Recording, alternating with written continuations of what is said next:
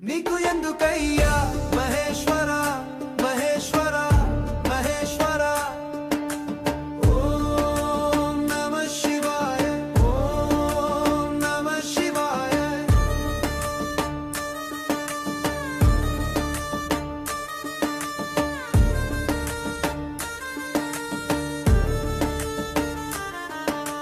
చందనానికి సుగంధం